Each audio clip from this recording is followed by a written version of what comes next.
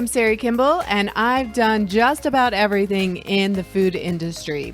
I have helped hundreds of packaged food business entrepreneurs, and now I want to help you make your delicious dream a reality.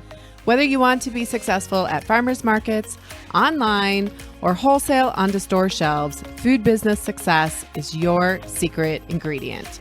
I will show you how to avoid an expensive hobby and instead run a profitable food business. Now let's jump in. Hey there, everyone.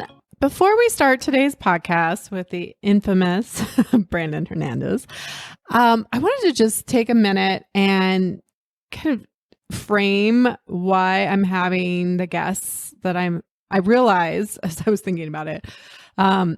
Jordan, Brandon, and then my upcoming guest, Rob, they're all kind of talking to entrepreneurs. They all work with entrepreneurs here at like the next level, right? And a lot of them work with grocery, like wholesale level, large scale manufacturing. So I think it's really important that you guys understand kind of what you're getting into, especially in that area. If you decide you want, I always talk about like your sales channels, right? What's your goals? Do you want to be on store shelves? And if you do, then it's really good for you to hear. I mean, there's a lot of great nuggets in these interviews, but it's really good for you to understand the industry that you're going into.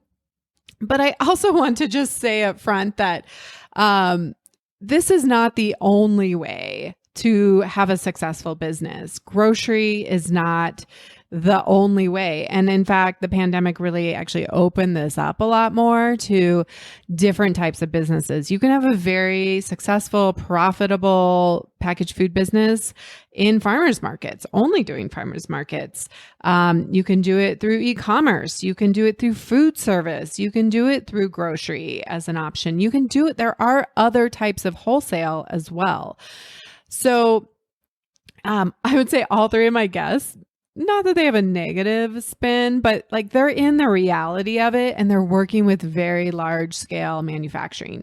So my intention is not to discourage you or to make you feel like, oh, I'm never going to get there, right? It's so far off, or maybe I don't even want those problems. But Brandon and I talk about it in this interview about having a lifestyle business. They work, Brandon, Rob, they work with people who are looking for that big exit, right? Who are wanting to grow a business and then get equity and eventually sell the business for, some large millions of dollars payout. That may not be you. And in fact, I would say probably the majority of the people I work with in food business success, that's not them. So I want to set a framework that this is what we talk about. I think can be, you can use a lot of the concepts for your own business and get a lot of tips and ideas here that you can apply, but be careful that you don't kind of compare yourself too much to this one way of doing it, and that there is success other ways, that you get to create the business that you want and that feels good and is fun, and that you can have a lifestyle business that is also very successful. So I just wanted to come in before we start the interview with Brandon and set that up. I also talked about at the beginning, but there is some profanity. So make sure that you're listening with headphones or around the appropriate audience. And before we started, I wanted to give some shout outs, some wins of people in our food business success community. First of all, Ryan with Pup and the Pepper, he came back from Fancy Food, where he took a group to Fancy Food show, and he came back and did his first pop-up, and it was really successful. It was his first in-person event, and he was just blown away by the success, but we also celebrated him inside the group. And so congratulations for that. Many more to come as we head into warmer months and he can get out and do more. I also want to celebrate Yvonne from Leafberry. On our call a couple weeks ago, our group coaching call, she we coached through her wholesale strategy, and she was just like, I just need one. How can I just get one client? I just need one wholesale account to say yes. And she was getting lots of no's. And we offered her, other people offered her some ideas, and then I offered her a strategy, and then she and I had a one-on-one call, and she just posted on her stories that she got not only one but two wholesale accounts that same exact day, and it was a couple of weeks later. So I just want to give her a big shout out for keep showing up and doing scary things and getting out of her comfort zone. So many other successes, some wins. I can't even name them all here, but I thought I would start this episode out with just like some cheering on and positive momentum, and that this is possible for you. All right, on with the interview. We have a repeat guest. I think you're my first repeat guest, Brandon. It's unfortunate for you and for everybody else. Buckle up, everybody. Buckle up. So my guest today is Brandon Hernandez, and you can go back, listen to our first podcast together, episode 27. We were just laughing about how we're going to start measuring our relationship and Brandon's career in the years that the years of the podcast, right? So every year we'll have you back on. Is that like dog years? Do I get to count like podcast years? That's right. We'll figure it out. We'll figure it out. We're innovating every day, Sari. That's right. Pivoting, innovating. So if you can't tell by now, we're going to keep this kind of cash. And I should just warn you right up front, there's probably going to be some profanity. So if you're listening with kids, maybe this no. the episode. I've cleaned up my act. I'm reformed. No shit. I'm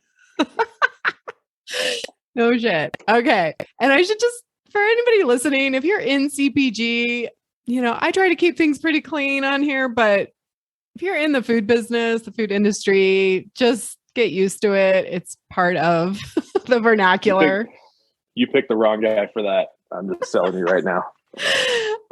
It's kind of, I used to work in restaurants, right? And like, oh my gosh, right? The back of the house is just F-bombs, and I think it's really every other word. So I think it's just an extension of that.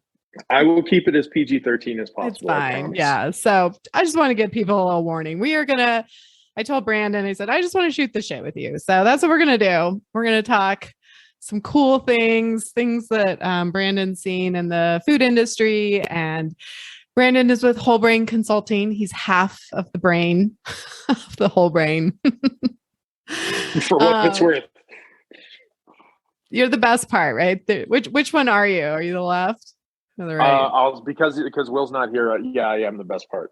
But if he's here, then it's 50-50. So that's right. They're both important. So before we get started, just tell people a little bit about who you are, what Whole Brain Consulting is, just so they have a little background if they haven't listened to our first episode. Sure. So we are an outsourced ops firm, which means we focus on supply chain, everybody's favorite thing of the day, QA, QC compliance, co-man source and selection, research and development, and then private equity due diligence. We're generally pretty evenly split between those buckets. We're probably heavier in QA, supply chain, and co-man source. But we have amazingly done a fair amount of due diligence over the pandemic, which surprised the hell out of Will and I. Just given what everybody was saying at the lockdown and everything, but right, people not making moves, but people are making moves. Oh, we're not going to put any more money out there. And then they proceeded to dump $200 million in like a matter of a month. I'm like, yeah, guys and gals, you're not putting money out there. Sure. Keep telling yourself that though. Quotes. Yeah. Air quotes. Yeah. So you guys did a rebrand. I love it. Love the new logo. And what do you think? So that was completely unintended. I mean, there was this mid-pandemic, like, we need to refresh. We're coming up on 5 years of Whole Brain, and generally the rule of thumb, at least what I've ever been told, is that every 5 years you want to look to refresh what you're doing. And or at least the logo and branding. And so it really was a slow burn. And then I just happened to be I have a good friend, Kurt Faisola, out of San Francisco. He and I met pre-pandemic, and then we continued just to meet over video, and like we'd sit and have a whiskey and just BS, kind of like what we do here, but not recorded and for the masses. Just kind of, maybe it was a bitch session, I don't know, but we're just good buddies, and we just happened to be there, sitting there one day. It was me, Pete, and him, and he just started doodling, and that's what he does. He's very artsy, creative minded, and out of nowhere, he's just like, "Hey, what do you think of this?" And it was just sort of the initial. Oh, wow. And I'm like, "Holy shit, that's what we've been looking for! Like, where have you been for the last 3.5 years?" Because we had gotten some conceptual stuff, and just wasn't the right thing. Yeah. Yikes. Yeah. So the fact that it just came out of sort of a doodle sesh and totally unintended. And then it was like, well, let's carry this thought forward. And so that's what we ended up doing. But it was complete accident more than anything. Those are the best kinds, right? Complete accidents. Hey, Bob Ross said happy accidents, right? That's what you need. So I want to start with co-mans. That's where I want to start because, a couple years into the Brandon's shaking his head. It's like, no, we're not going to talk about that. No, I'll go for it. But... So, I've been working now a couple years helping people very small scale find co-manufacturing. Now I'm doing coaching where I'm more guiding them rather than doing like what you do where you're doing the research. Here's what happens is that people don't believe me about the struggle with co-mans and co-manufacturing, finding the right manufacturer and just sort of the culture of it. This isn't a bitch session. This is more just like, what is the reality? Like, for instance, just the communication can be really challenging. The long wait times of hearing back from people, or the sort of last minute changes and pricing increases and some of those things. Like, is this just the norm? Because I keep telling my clients this is the norm, but they don't believe me. So you can tell me. Well, no, they have every reason to believe you. Realistically, the pandemic did a couple of different things, especially as it relates to co-packing, right? Which was, you had a rise of people that had no business being in the food industry to begin with, but then decided to launch a firm and they were going to co-pack, and that's what they were going to do with life. So from that perspective, you have a glut of people. Now they're working themselves out now that we're kind of defrosting for however you want to parse that, whether the pandemic's actually over with or not. Lockdowns are going away, mask mandates are going away. So, I think a lot of the labor issue shortages, which is what really hammered people the hardest, was the labor issue. It still is, right? I mean, I think that's one of the biggest issues. Oh, yeah. And so from the perspective of what does it go back to, or should they believe you? Yes, because line allocation was real. It continues to be an issue because if I can run 20 straight days of Kellogg's or shut down Wash, do one day of you and then go back to it, I'm more likely going to stay with that Kellogg's contract because I don't necessarily care if you get mad at me or not. Right. But the other aspect of that is that there is a proliferation of people that when you're vetting, they had no business getting in business anyways. And so, they're unscrupulous from the perspective that, one of the biggest red flags I always tell everybody, if they're willing to say, I'll run you without a contract or I'll run you without a term sheet in place, that's an immediate red flag because it doesn't lay down who's responsible if they screw something up, what happens if there's a recall. There's nothing that, when do they accept a PO? When do they have to ship the PO? What if they don't meet those metrics? Like, there's so much of that that's going on right now. and so many, to our society's credit, so many people that are getting into the business, not because it's easy money, but because they see the potential there. Maybe, people don't even seek out white space anymore in a food aisle. And this is more your wheelhouse, so I'll let you explain to them what white space is. But they're leaning into some of these categories, salty snacks and all that. That, what's the whiplash, the bullwhip effect going to be having that kind of glut that goes into it? But ultimately, when you're vetting your co-mans, red flags immediately are, again, no term sheet, no quality control.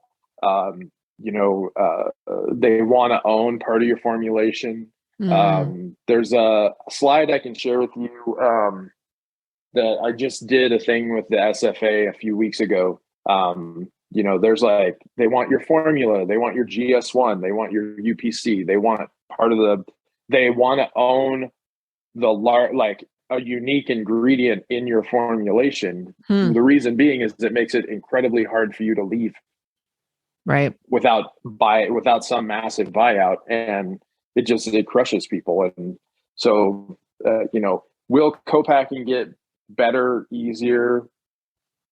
Yes. When will that happen? It's probably going to take at least another 6 months to a year to work itself out. Yeah. And you're talking about pretty large scale. I mean, some of the ones we're working with, it's like they're small scale and you just have to do the one run, or, you don't have long-term commitments. But I think the biggest thing I'm seeing is just delays. And a lot of it has to do with labor still, right? Especially if things are not super, a lot of my people aren't going to like highly mechanized, products yet. So anytime there's more hands involved, that's a big thing for sure. Labor is a big problem. If you just want to say it's all Andrea's fault, I'll agree with you. That's fine. I hope she's listening to this and she heard that too. And she's not the only one by any means. I know, but I love give Andrea. her a hard time because I can. She's doing her absolute best, but man, it's a struggle for anybody, just that labor piece. And it's the reality of co-packing. Like, I want people to hear, if they get anything from this, they might be like, what, term sheets and all these things, but like, patience. You're a small fish in a very big pond of other people's products that take priority over yours, and they're bigger clients, and there's a lot to juggle there. And then we can talk about supply chain next, but then you throw in supply chain nightmares, right? And I don't want to discourage anybody from seeking it out or working in the business.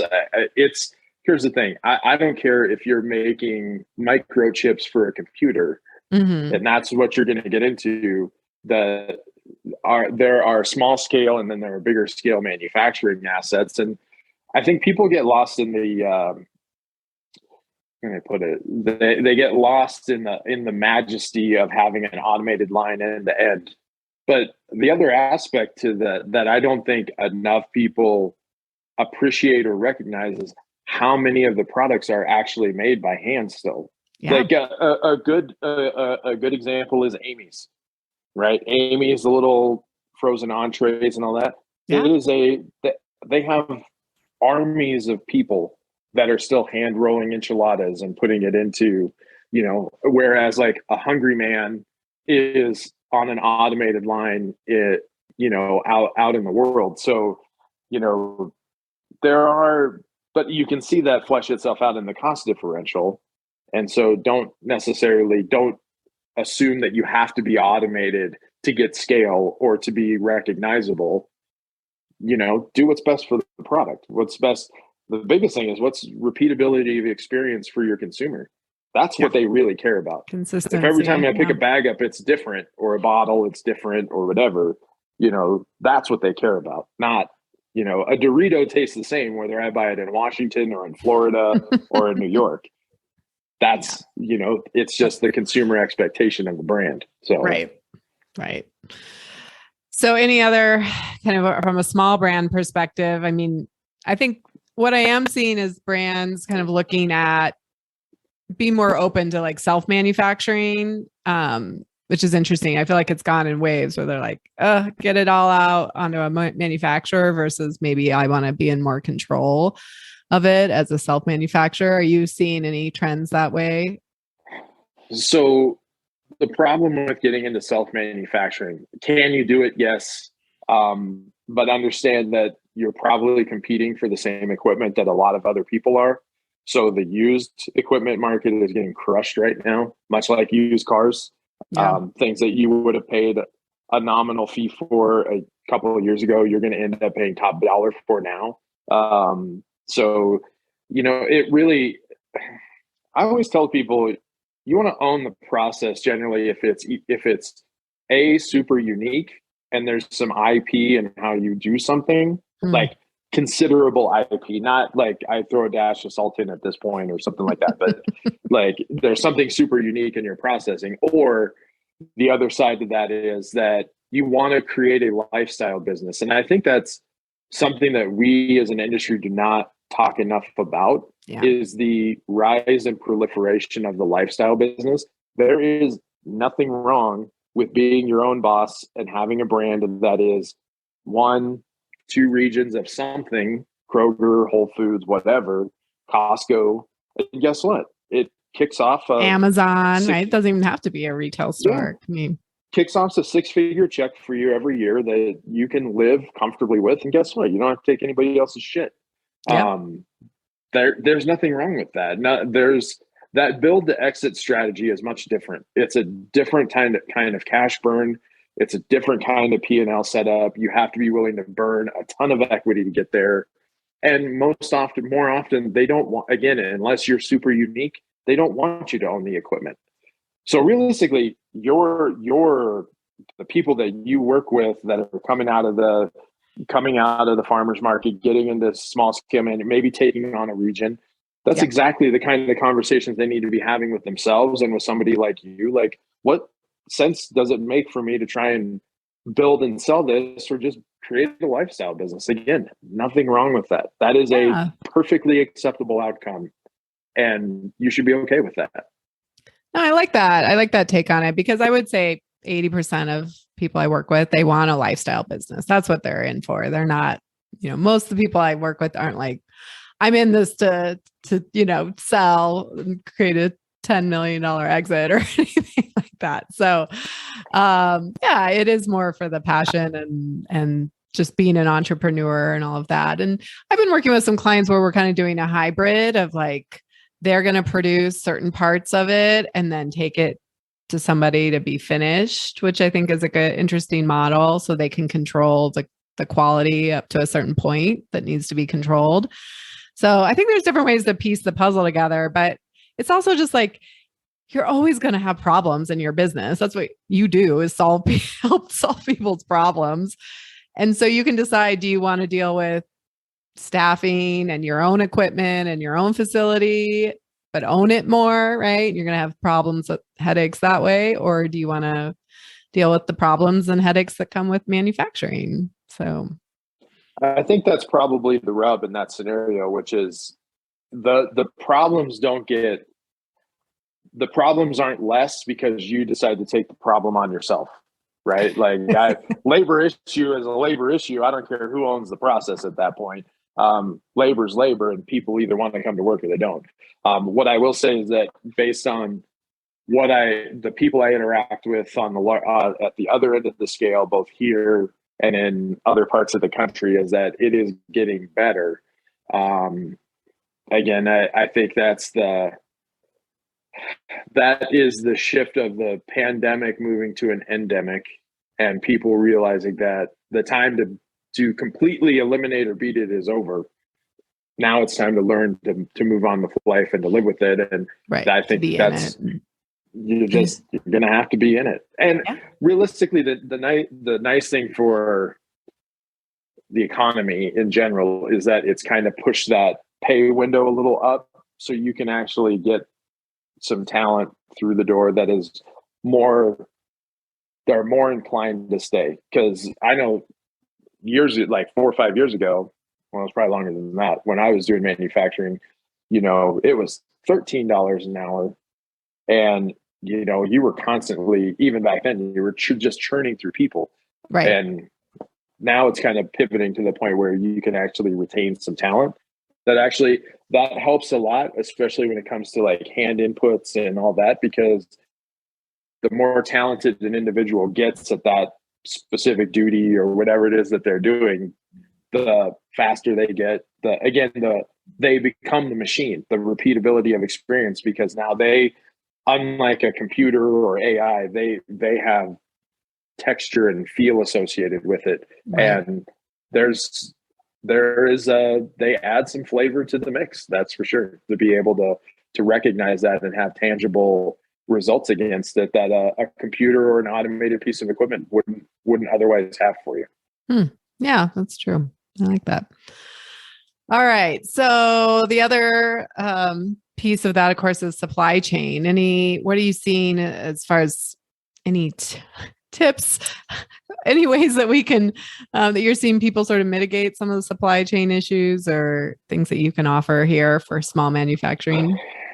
I mean, the tougher part right now is getting the suppliers' attention. Now, us dumping $2 billion into infrastructure at the dock doesn't necessarily fix the problem today, but it will help alleviate some of the issues tomorrow. Mm-hmm. I think the bigger issue, and I talked about this last week with somebody else, is that the bigger issue right now is just one, we didn't open up the docks 24/7 until I think it was right before Thanksgiving. So they were still running on just essentially a single shift mentality. So yeah, you had boats that were backing up 20, 30 boats at a time in every port, because you're only running a single shift. I think it helped elucidate for a lot of people that, we have a 19th century technology that it's like manufacturing. Well, we just did it that way. We just did it that way all the time. Just don't mess with it. It'll be fine. Then the pandemic hits and you're like, oh shit, it wasn't meant to stop on a dime, and it can't start on a dime. Yeah. So I think the supply chain side, the commodity side for raw materials and packaging, especially, because I know Right. packaging is getting, Plastic, all of it. yep. There are assets going into Mexico. Some were built pre-pandemic, and they're ramping them up to do larger scale. So you should start to see some sort of alleviation, I would assume, within the next 6 months as they start to fire those assets up. Then there's, when it comes to small brands and the manufacturing side, the only real thing that you might be able to do right now is if you're processing somewhere that you have like ingredients, but you're like in a tolling scenario, or, the one thing that brands don't do enough when they get to a manufacturer is to start to interface with the other clientele there. And so I always, especially in this scenario, why don't you interface with some of your peers that are operating there? If you have common ingredients and the manufacturer is not aggregating them, why Right. don't you all aggregate them? You're more enticing to somebody. You may get in that aggregation, you may get some economies of scale, but you'll also get attention. I can't get somebody's attention for 5,000 pounds, but if I can aggregate 40, 50,000 pounds, somebody's going to pay attention to me, and somebody's going to give me something that is valuable for my time and ultimately alleviate some of the strain that I feel. But from the rest of it, it's the wrinkles have to work themselves back out. Everybody wants to apply a 21st century solution to a 19th century technology. And that's the part that I think is difficult, is that we just, again, all we did was build bigger boats. That's really all we did for 100 years. All we did was build bigger boats. That's great, but it doesn't change the system. So, you have plenty of people that are, you look at container loads and they were $3 to $5 grand. They're up to upwards of 25 to 30. Well, okay. Are you comparing that then to air freighting? Are you comparing that to, if you break that down in the cost per pound, does that make a local supplier more feasible because now maybe they're 50 cents cheaper than who you're trying to get it from. Yeah. Those are all evaluations that everybody should be doing because ultimately supply chain oftentimes is like everybody takes an eye towards a hope towards a set it and forget it mentality, and nobody pivots back to it enough. And a case in point, this was right before the pandemic hit or the lockdowns hit, but we were doing an evaluation for a very, very large, very well backed fruit juice company. And the first meeting we had with them was like, well, we haven't looked at our supply chain in 15 years. Like literally gosh. their supply chain team was just ordering whatever contracts were sitting there. And nobody realized that 15 years ago, whoever was running the department just signed evergreen contracts, essentially accepting whatever pass-throughs were coming through.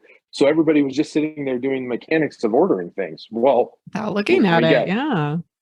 we go through it and it's like, you do realize that you've dumped, we can save you almost 5 million a year if you go through and just these 5 ingredients, you went and actually renegotiated your contracts for them.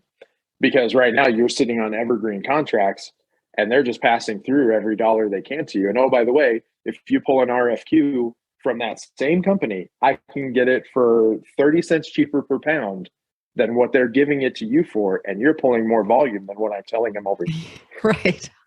That's the stuff where you got to people pivot to your supply chain, constantly be looking at it.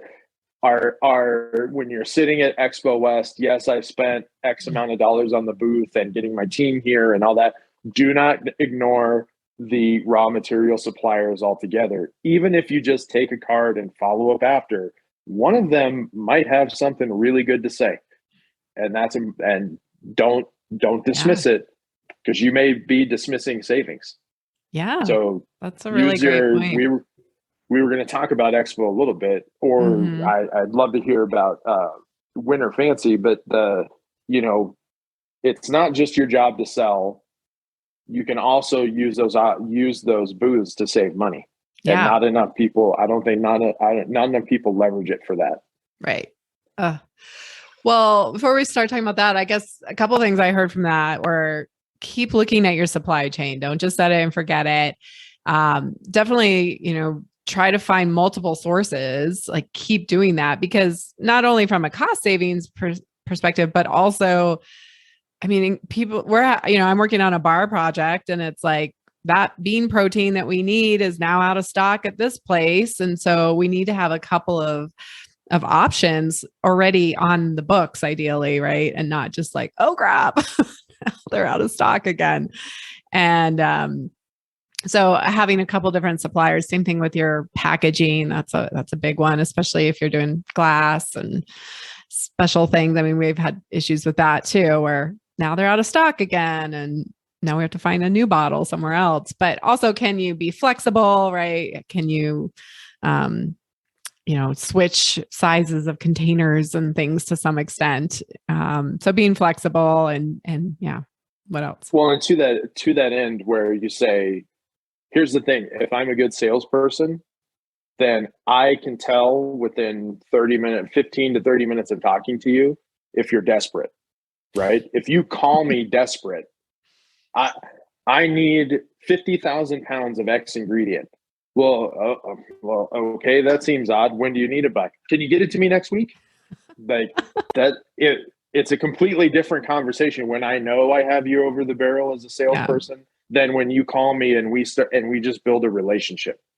True. And that's part of what you want to work towards is build that relationship because one, they're more likely to do you the favor, but then two, it's harder for them to negotiate with you on the price because they know you're not desperate. They know you're not in a position where they might be able to take advantage of you.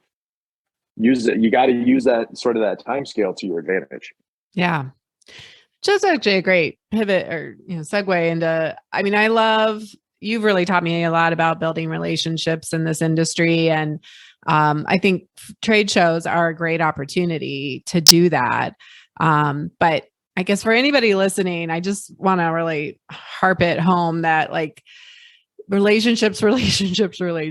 Like, I know that's how you've built your business. That's how I've built my business.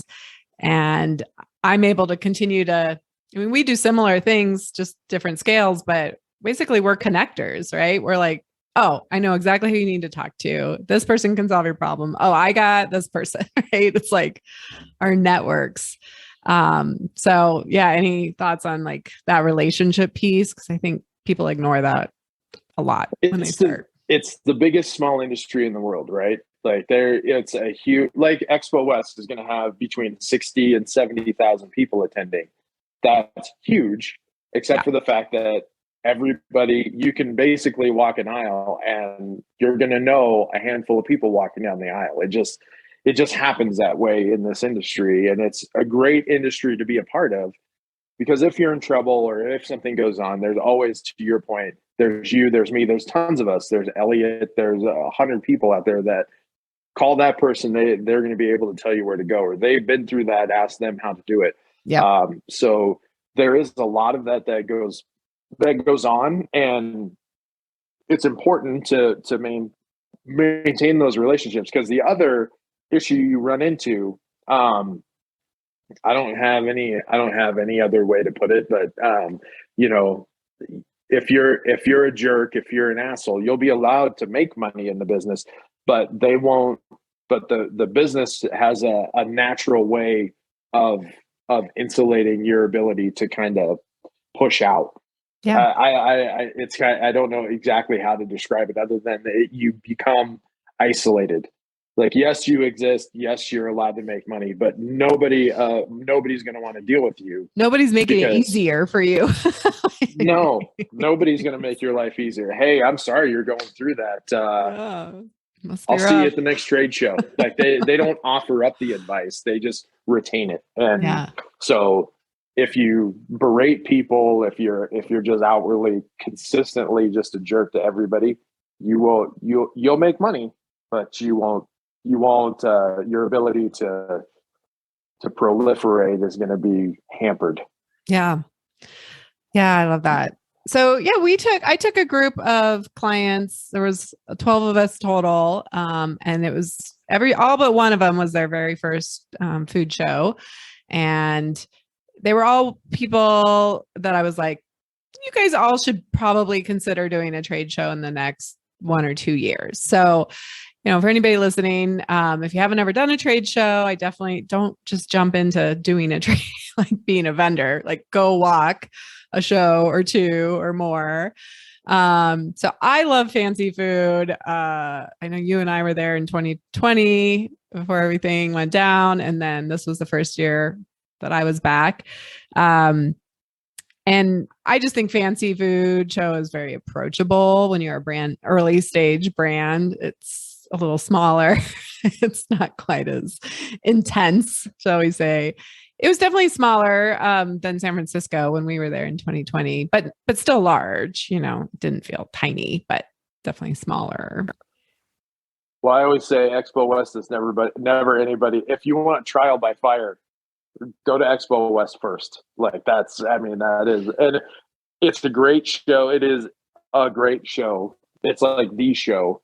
But yeah, I'm going to jump in and I'm going to end up, 6 feet under, just under the water, because it's going to be a lot to digest.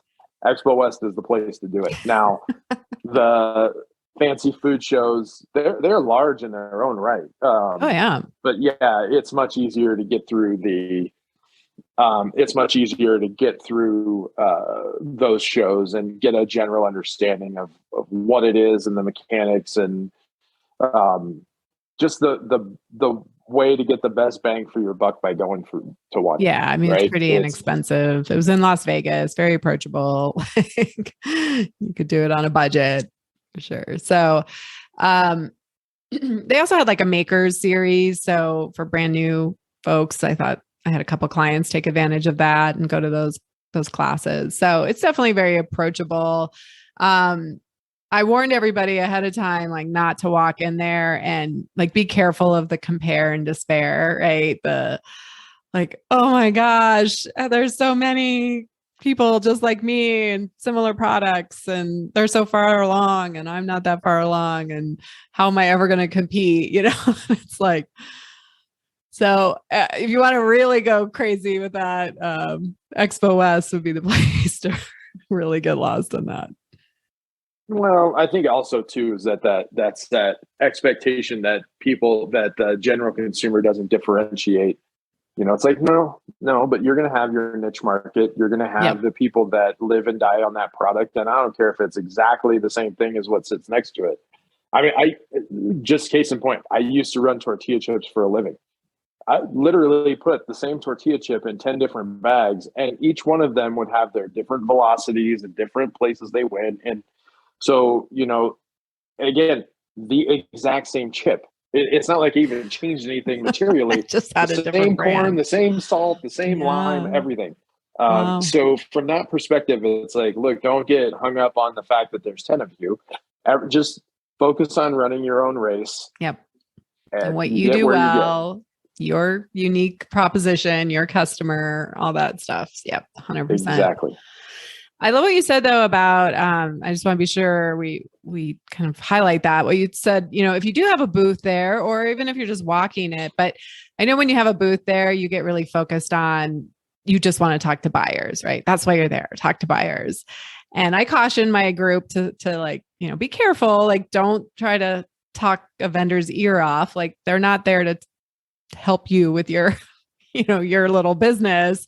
They're there to talk to buyers, but you know, if there's space there and you can have a conversation, great, but just be mindful of that. But I know vendors are getting taught, you know, you hear that all the time, right? Vendors are like, oh, you know, there was at least 50% of the people weren't buyers. So, Well, the other thing too is that what trade shows offer you that opportunity to go and see brands that it's one thing to go like you know, oh, I drove to Boulder and I pulled a survey from the Whole Foods. I walked the aisle in the Whole Foods to see who was next to me. This is your opportunity to walk and see what else is out there. Who's in the Northeast? Who's out west? Like, what are yeah, they doing? Like, what innovations are they bringing to bear? So, you know, from that perspective, it's your opportunity. Nobody, like to your point, if you don't take the headspace and the opportunity, you paid the money. Again, sales are important, but surveying your competition, actually using it as a brand building opportunity with your people. You right. know, too many brands I see that, well, the booth's done and everybody just goes 1,000 different directions. And it's like, well, wait a minute, have dinner with your team that is not work oriented. Like, use it as that brand Yeah, building team opportunity building. Yeah, 100%. because that's how you build people that'll run through walls for you, and that's ultimately what you need and what you want. So Yeah. you know, again, the service providers and the ingredient suppliers, they will all be there. You don't have to carve a huge niche out for them, but you know, you never know what. But Listen, be I can meet with open. you for Yeah. 15 minutes after the show closes at the Hilton bar or wherever everybody's congregating. I can meet with you for 15 minutes, but I got to boom, boom, boom, and be kind of Right. moving along. You never know what it comes from a 15-minute conversation. Could mean the difference between brand death and brand life. You never know. Yeah. So I think just as a rule of thumb in general in life, like just be open to people and be kind to people. And you just, yeah, you never know like who knows whom, or who, yeah, can connect you with what you need. And so don't just, if you're there vending, don't just be like, oh, you're not a buyer, I'm gonna be an asshole. Like, that's 100%. probably not a good 100%. strategy. No, not a good prescription for longevity. That's for sure. Right. I mean, people ask me, they're like, do you go to those shows to like get clients? I'm like, no, those aren't my clients. They're farther along usually, or nobody wants to talk to me about being a coach when they're in the middle of trying to sell. But what I did do is I gave my cards to my clients, the 11 people who were there. And I said, hang on to these. Cause when people ask you how you're growing your business, like hand them a card. You guys are my best Perfect. salespeople. That's right. So You got to utilize the tools at hand. And you know, people ask, do Will and I go and walk those shows? To realistically, to what we talked about earlier, I think we spend 90 per. I mean, this time it'll be 100%, but we probably spend 90% just networking. Yeah. Yeah. Um, You're just meeting with current clients. You're saying hi. You're showing your face. You're not trying to get new yeah, clients. Like, it's not like I always tell everybody like even some of the brands that we have, they'll be like, "How come you didn't stop by the booth?" I was like, "Guys, you got enough shit going on. You don't need me coming to bug you. Like, if I can make it there, great, and I'll do everything I can to come and see you. But I also don't want to be an interruption because that's realistically all I am. I will just right. be an interruption to what it is you're trying to do. Right. So accomplish your goals. We can catch up either after the show or post show, that week later, at some other point. But don't, I generally try not to bother anybody. Again, do clients want to meet when they're there? Of course they do, but it's not a stated goal to run out and do it. So Yeah. Are you finding that a lot of your clients who used to do shows are coming back to Expo West this year, or it's kind of a mix of people like, it's not worth it's not worth the money. The juice isn't no, worth the I squeeze. think yeah, I think there's going to be people that pivot back to it. I think there's that if you read some of the psychology behind going the back to office and the struggle to go back to office and all that. I think again, as we wind into an endemic, and I think the bigger turnoff for people was just simply that the first couple of trade shows that attempted to execute, the buyers pulled out.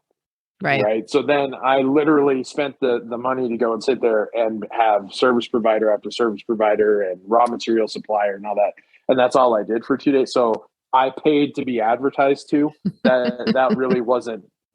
But I think now, especially like you saw it at Fancy, a bunch of the buyers did show up. And Yeah. I think as those things start to, again, those mechanics start to get back in motion, I think the trade shows really start to bounce back in the next year, especially because it's just one of those. It's not a necessary evil. That's not the good way to put it. It's one of those things that it's going to become those focal points that people need because you're not going to get that on the day to day. Buyers are still buyers outside of those events, and so yeah, you wait in line. Yeah, you have to wait for I'll have a meeting with Kroger in 3 months from now, Right.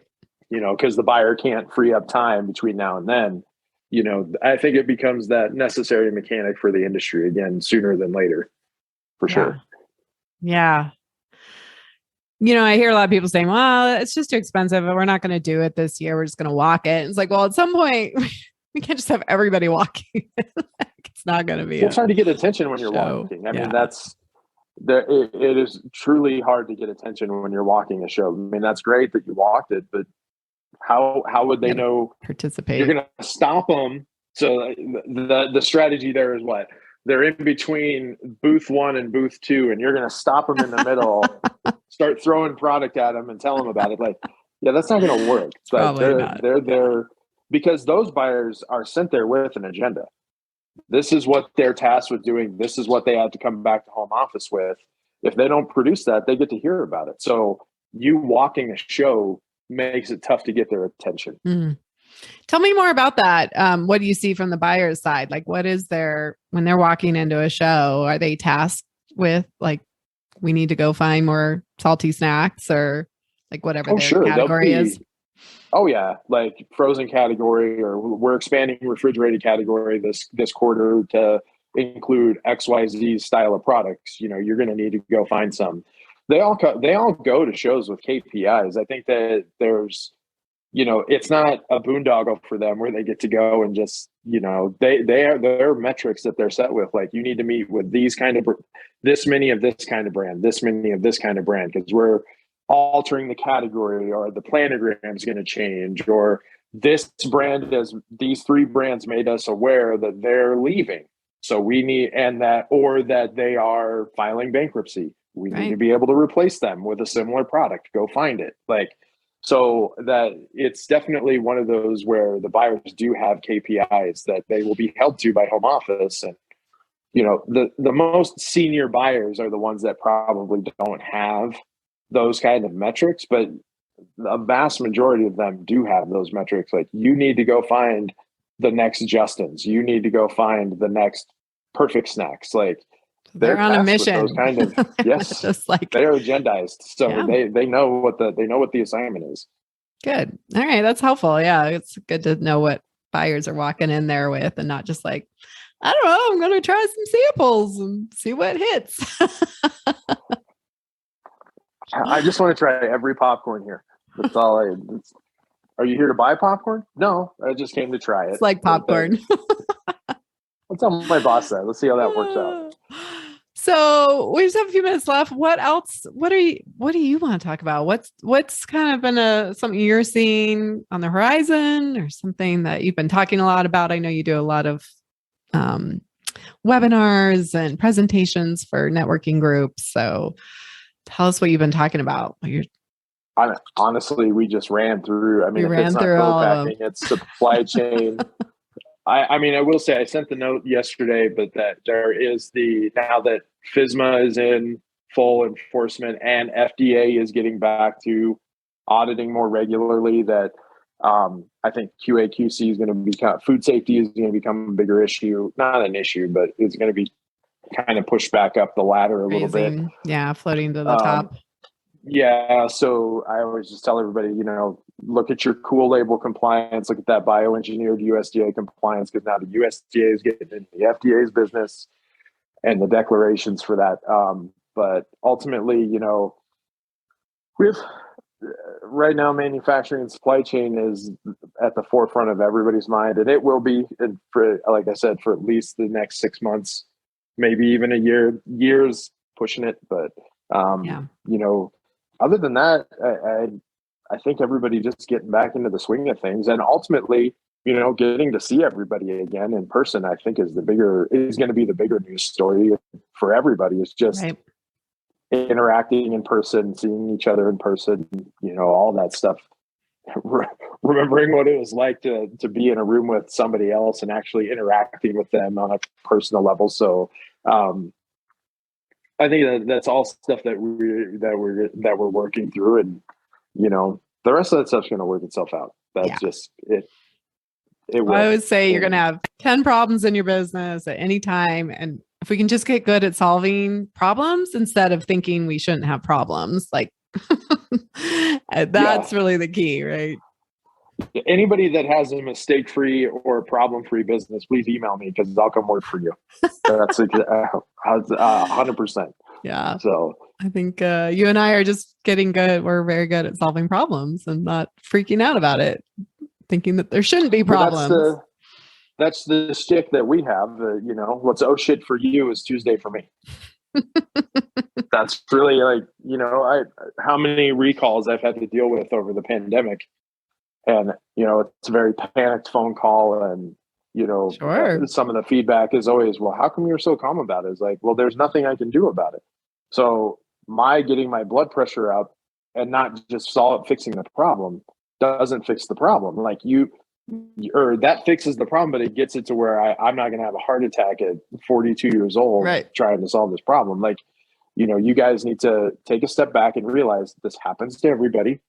And mistakes happen. There are going to be oh shits, no matter how big or small you are. Just take them one at a time and deal with them. Exactly to your point, that you're going to have problems. And if your response to every problem is to run around freaking out, you're not going to be doing it long, because either A, people will turn you off and not listen to you, or B, you're gonna give yourself a heart attack. right. Or you're just going to be like, this isn't worth it. This isn't fun. This is terrible. Instead of saying, well, this is part of the deal and I'm just going to move through it. And yeah, I mean, when I see clients have, they have those moments, and it's like the faster we can work through your breakdown, the better, right? Really, that's progress. Like, did it take 2 weeks that one time, and now we're at a week, and now we're at 5 days, and then, oh, okay, something bad happened that 2 years ago you would have totally melted down for 2 weeks. Now we're dealing with it in a day. Like, that's progress. So exactly. Panicking doesn't help do anything. Right. It doesn't. And so take the hits when they come, and it'll resolve. And when you really have an oh shit, then call Brandon and call Brandon or Siri. That's the message. Right. Well, I love it that we are going to get back together in person. Are you going to be coming down to Denver? I know you came down for the holiday party, but we're going to start doing more events for Colorado Food Works, getting back in person. So we have that. I'm going to start coming back down. I'm seeing that people are warming up to the idea of meeting in person again. So probably starting to get back at it. I know for certain after Expo West. Expo West is kind of my stake in the ground that it's time to get the ball rolling again. So starting to do stuff in Boulder proper again, starting to do stuff in Denver. So yeah, definitely be back out hitting the trails for sure. Yeah, good. Well, you can't really throw a rock without seeing your face on especially Food Association on a webinar or anybody in the Naturally Network. So I will just encourage everybody to get into a network, like join groups, start getting involved. And even if you can't do it in person, Food Works. Yes. Yeah. If you're in Colorado, come join Colorado Food Works, go join Naturally Boulder. But there's organizations all over the US. And so it's really important to our point about relationships. And as people start to gather in person again, like find your tribes, find groups. 100%. 100%. Yeah. Well, thanks, Brandon, for being here. This was really fun. I look forward to this. Now we can mark our friendship in podcast years. That's right. I'll figure out how to mark it if it's like dog years. Because if you're in service providing long enough, I think we age a lot quicker than the rest of the population. So we'll have to start marking that off. All right. Fair enough. All right. Thanks, Brandon. Thank you. It's good to see you. Thanks, everyone, for listening. Until next time, have an amazing week. Are you ready to start that delicious idea that you make in your home kitchen or grow your existing packaged food business and take it to the next level? The most successful food business entrepreneurs have support, guidance, focus, and accountability to help them make it happen quickly without wasting time or money. Plus, I think starting your packaged food business should actually be fun. Food business success is your secret ingredient to creating your food business dream. Please don't go this alone. Check out the private free Food Business Success Facebook group to connect with other foodpreneurs, get your questions answered quickly, share your wins, and receive special training and tools I only share inside the private community.